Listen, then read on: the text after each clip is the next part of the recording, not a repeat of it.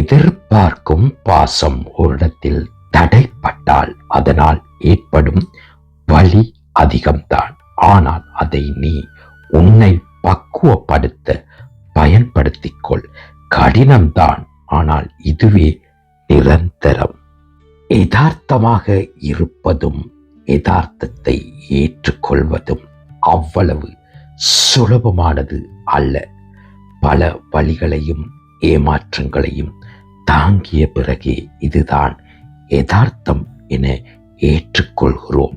நம்மில் பலர் திறமையின் மூலம் புகழை வேண்டுமானால் பெறலாம், ஆனால் ஒழுக்கத்தின் மூலமே சிறந்த மனிதன் என்று அடையாளத்தை பெற்றுக்கொள்ள முடியும்.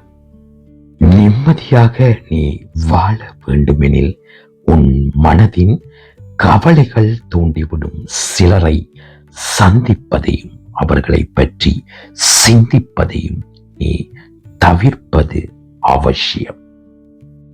பிறர் நலன் பேணுவதே சொர்க்கம்.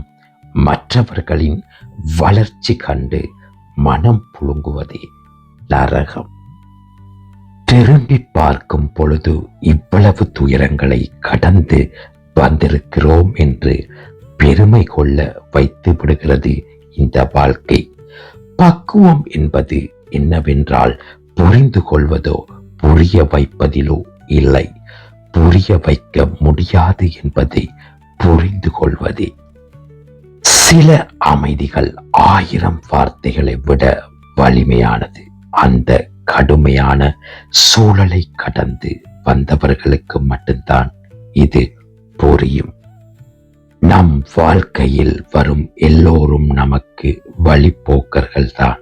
எப்போது நம்முடன் இருப்பார்கள், எப்போது நம்மை விட்டு விலகி போவார்கள் என்பது நமக்கே தெரியாது, புரியாது. வாழ்க்கையை பற்றி யார் சொல்லிக் கொடுத்தாலும் அவ்வளவாக புரியாது. வாழ்க்கையை சொல்லிக் கொடுக்கும் போதுதான் நாங்கள் தெளிவாக இதனை புரிந்து கொள்வோம். பகைவன் படுக்கையில் இருக்கும் போது விசாரிப்பதும், எதிரி இல்லம் வரும்போது உபசரிப்பதும் உயர்ந்த பண்பாடு, இறை அன்பு. நாம் நமது கட்டுப்பாட்டில் இல்லை என்றால் பிறர் கட்டுப்பாட்டில் இருக்க நேரிடும். சிலர் உங்களை தவறாகவே புரிந்து கொண்டால் பரவாயில்லை. நீங்கள் எப்போதும் சரியாகவே இருக்க வேண்டும் என்பதில் உறுதியாக இருங்கள். உழைத்து சம்பாதித்து வசதியான வாழ்க்கை வாழலாம், தப்பில்லை. பெருமைக்கு கடன் மேல் கடன் வாங்கி பணக்கார வாழ்க்கை வாழ நினைத்தால் அவமானமும் வேதனையும் தான் மிஞ்சும் வாழ்விலே. கடக்க போகும் பெரும் பாதையை கண்டு வியக்கும் போது கடந்து வந்த பெரும் பாதையை நினைத்து பாருங்கள். எமது யூடியூப் சேனலான வாய்ஸ் ஆஃப் காட் சேனலை பார்வையிட்டு எமது சேனலை சப்ஸ்கிரைப் செய்யுங்கள்.